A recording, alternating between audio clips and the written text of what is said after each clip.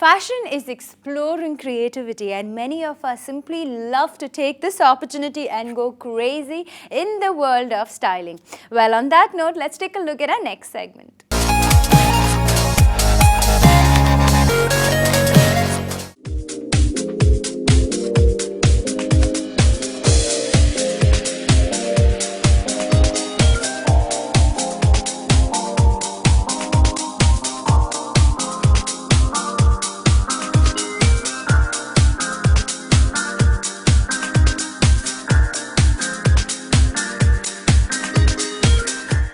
The name of my character in the movie is called Pearly. Name in the movie is also Pearly, the character, and very adventurous. She's also like a journalist, and it was very easy for me to relate to this character because the character had a lot of similarities to my real life character.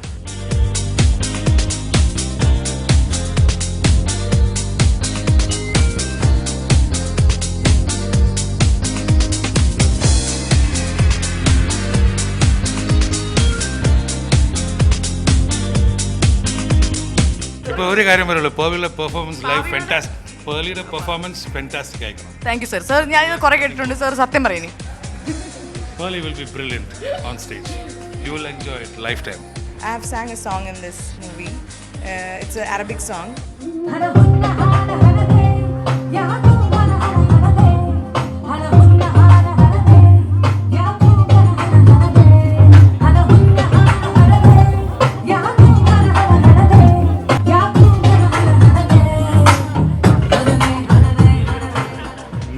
Music ഒരു unusual മ്യൂസിക്കാണ്. കാരണം specially adventure സിനിമകൾ ചെയ്യുമ്പോൾ music ഒരിക്കലും adventure സിനിമയിൽ associate ചെയ്യില്ല. Adventure ഒരു സോണറാണ്. Adventure complete സോണറിൽ നമ്മൾ ഹോളിവുഡോ പുറത്ത് എവിടെയെങ്കിലും നോക്കിക്കഴിഞ്ഞാൽ ബാക്ക്ഗ്രൗണ്ട് സ്കോറിന് വളരെ ഇമ്പോർട്ടൻറ്റ്, സൗണ്ട് ഡിസൈനിന് വളരെ ഇമ്പോർട്ടൻറ്റ്. പക്ഷേ സോങ് ഒരിക്കലും ക്രിയേറ്റ് ചെയ്യും. പക്ഷേ ഇന്ത്യൻ സിനിമ സോങ് ഇല്ലാതെ ഇൻകംപ്ലീറ്റ് ആണ്. സോ ഗോപിയും ഞാൻ ഇരുന്നിട്ട് ചർച്ച ചെയ്തപ്പോൾ ഇവിടെ അൺയൂഷ്വൽ സോങ് കമ്പോസിഷനാണ്. ഇതിലൊരു അറബിക് ഉണ്ട്, പിന്നെ ഒരു സോങ് ആക്ച്വലി ഗോപി 9th സ്റ്റാൻഡേർഡിൽ കമ്പോസ് ചെയ്തതാണ്. അതാണ് ഇതിൻ്റെ ഏറ്റവും വലിയ ഫൺ. അപ്പോൾ 9ാം ക്ലാസ്സിൽ കമ്പോസ് ചെയ്തൊരു സോങ്ങാണ് ഇതിൽ ആവശ്യം വന്നത്. സോ പിന്നെ 3rd സോങ് ഉണ്ട്, വിച്ച് ഈസ് ഡെഫിനറ്റ്ലി ഒരു യൂത്തിനെ കണക്ട് ചെയ്തിട്ട് ഒരു സോങ്ങാണ്. അപ്പോൾ 3 സോങ്ങും വെറൈറ്റി ആയിട്ട് incorporate and luckily it's following in the place. I am happy about great music and Gopi great contributor.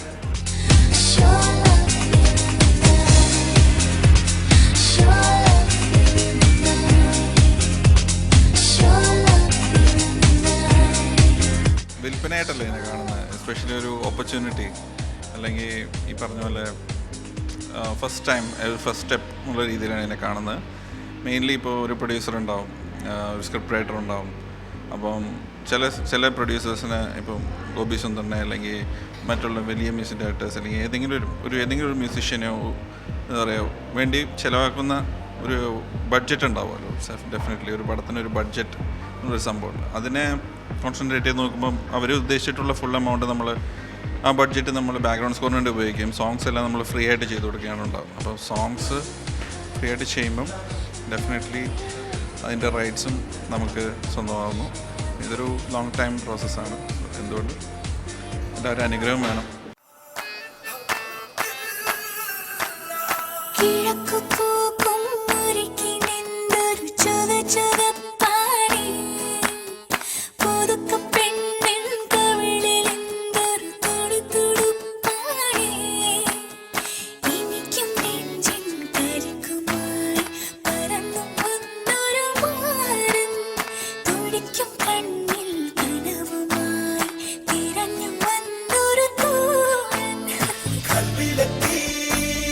ഒരൊറ്റ കേൾവി കൊണ്ട് ആസ്വാദകന്റെ മനസ്സിലും ഹൃദയത്തിലും പെയ്തിറങ്ങുന്ന ഒരു പിടി പാട്ടുകൾ.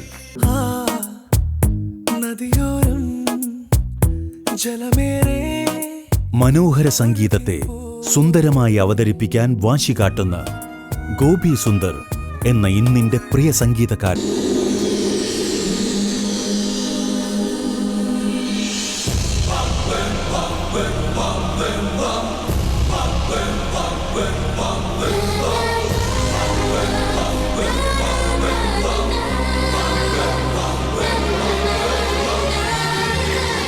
മേക്കിങ്ങിന്റെ പുത്തൻ സാധ്യതകൾ കണ്ട് പ്രേക്ഷകർ അമ്പരന്നിരുന്ന് ബിഗ് ബിയുടെ പശ്ചാത്തലത്തിലും ഈ കരവിരുതുണ്ടായിരുന്നു.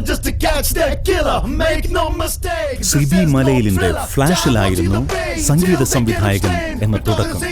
തുടർന്നിങ്ങോട്ട് എണ്ണം പറഞ്ഞ വിജയങ്ങളുടെ ഘോഷയാത്രകൾ.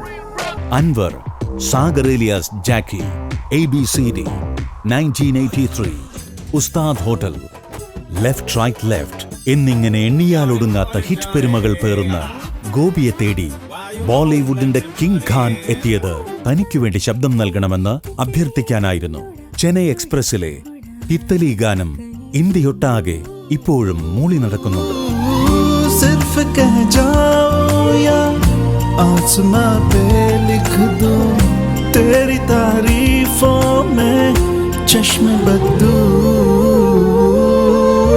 തനിമ നിലനിർത്തുമ്പോഴും വേറിട്ട ചിന്തയിലൂടെ സഞ്ചരിക്കാൻ ആഗ്രഹിക്കുന്ന ഗോപി സുന്ദറിന്റെ പുതിയ സംരംഭമാണ് ഗോപി സുന്ദർ മ്യൂസിക് കമ്പനി.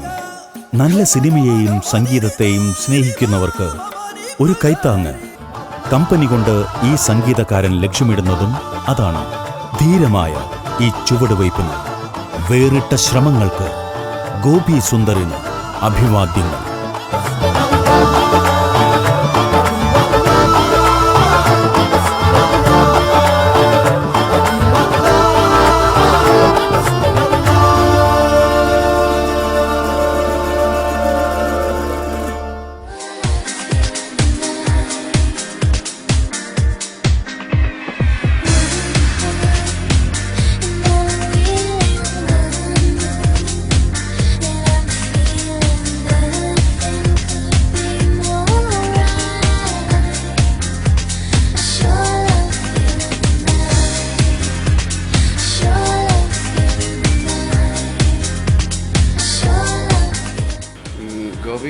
ഗോപി ഞാൻ ശ്രദ്ധിക്കുന്നത്, എനിക്ക് അവസരത്തിൻ്റെ കൂടെ ഉള്ളപ്പോഴേ ഗോപി അറിയാം.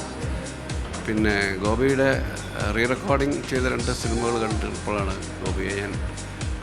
ഗോപിയെ കൊണ്ടൊരു പാട്ട് ചെയ്യുന്ന കാര്യം ആലോചിച്ചത്. അങ്ങനെ ആദ്യമായിട്ട് ഗോപിയെ കൊണ്ടൊരു സിനിമയ്ക്ക് പാട്ടുകൾ ചെയ്യിക്കാനുള്ളൊരു അവസരം എനിക്കാണ് ഉണ്ടായത്.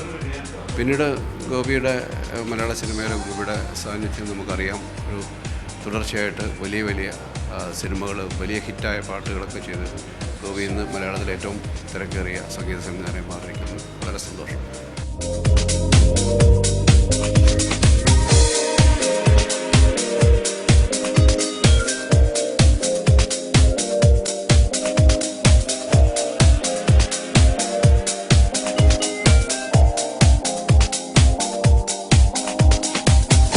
ലാസ്റ്റ് സഫർ എന്ന സിനിമയ്ക്ക് വേണ്ടിയിട്ട് ഏകദേശം 20 കിലോസ് കുറയ്ക്കേണ്ടി വന്നു.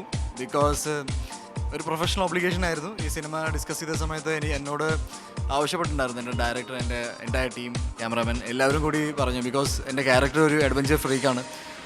അപ്പോൾ എൻ്റെ ശാരീരിക അവസ്ഥ ഒരിക്കലും ഒരു അഡ്വഞ്ചർ ഫ്രീക്ക് ഒരു പയ്യനോടുള്ളൊരു ഫിസിക്കലാലിറ്റി അല്ലായിരുന്നു. അപ്പോൾ അതിന് വേണ്ടിയിട്ട് എനിക്ക് ഈ പറഞ്ഞ പോലെ കുറച്ച് ഗ്യാപ്പ് എടുക്കേണ്ടി വന്നു. ഗ്യാപ്പ് എടുത്തിട്ട് ഒരു 20 കിലോസ് ഡ്രോപ്പ് ചെയ്തു. ഞാൻ ഈ അടുത്തായിട്ട് അതിൻ്റെ ഒരു വെയിറ്റ് ലോസ് പ്രോഗ്രാം എങ്ങനെയാണെന്ന് പറഞ്ഞിട്ട് ഒരു വീഡിയോ വരെ റിലീസ് ചെയ്തിട്ടുണ്ട്.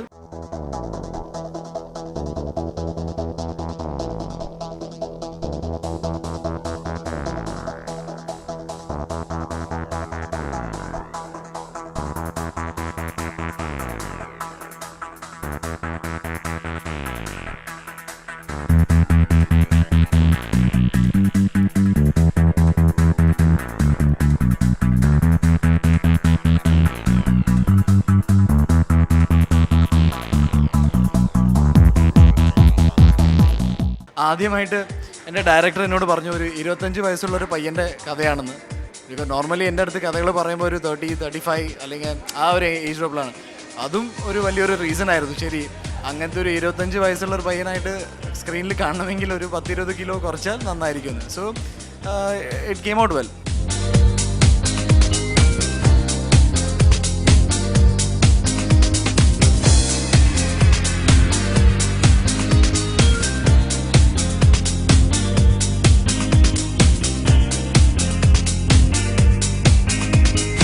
കാട്ടിൽ ഉണ്ണിമൂന്നനും ഗ്യാങ്ങും വന്ന് അതിൽ നടക്കുന്ന ഓരോ സംഭവങ്ങളാണ്. ഇതിൽ ഫൈറ്റായിട്ടും കുറേ മലേൻ്റെ മേലെ വീഴുന്ന ഷോട്ടും വെള്ളത്തിൽ ഉണ്ണിമൂന്നൻ വീഴുന്നതും അങ്ങനത്തെ കുറേ സംഭവങ്ങളുള്ള ഒരു പടങ്ങളായത്. ഇതിൻ്റെ ആക്ഷൻ എന്ന് പറഞ്ഞ ഒരു വ്യത്യാസമായിട്ട് ചെയ്തൊരു സംഭവമാണ്.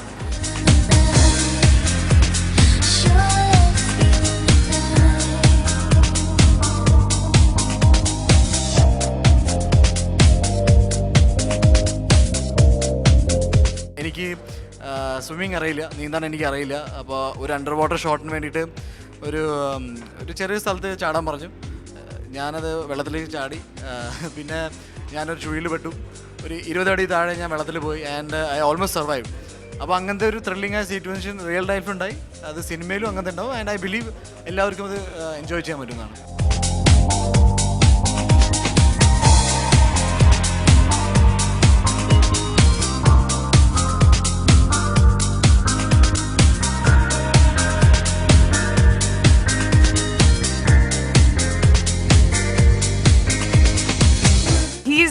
He's the actual hero of the movie, I would say, Ajayan sir. And എൻ്റെ ഒരു ഗുരുസ്ഥാനത്താണ് ഞാൻ ഇദ്ദേഹത്തിനെ കാണുന്നത് still and for the rest of my life. And I would say hello sir. Hi. I know, he just walked in and I'm like attacking him with a mic. For you, I'll speak, sir. I asked him, what is your secret of success? He told me, every movie that you do, make it feel like, you should treat it like it's your first movie. And that's the only great thing that I've heard from any person who's in this industry, and I think I should do that. So what do you have to say about your experience in Last Supper, sir? I think watch the visuals, watch the trailer, and I think you'll see the results. See, crisp and short. Thank you, sir.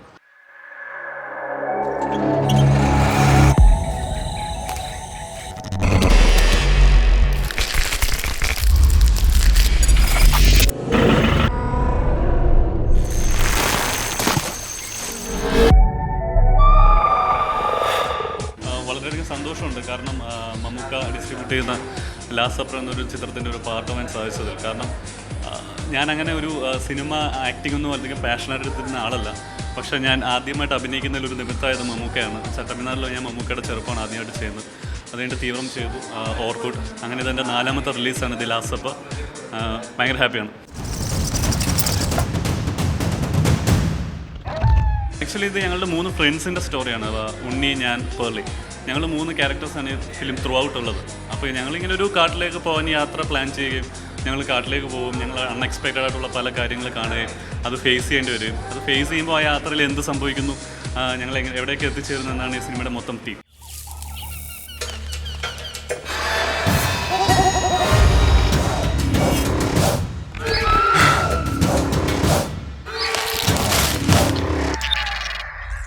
പിന്നീട് എനിക്ക് last 12 years ആയിട്ട് അറിയാം.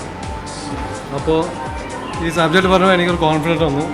അങ്ങനെ okay പറഞ്ഞു. വേറെ ഒന്നും നോക്കിയില്ല, artist ആരാന്നൊന്നും നോക്കിയില്ല, കഥ കേട്ട് ഓക്കെ. ഒരു കംപ്ലീറ്റ് എൻ്റർടൈൻമെൻറ്റ് കൊടുക്കാനുള്ള ഒരു ഇൻറ്റൻഷനാണ്. More or less it's a film which never try very long time.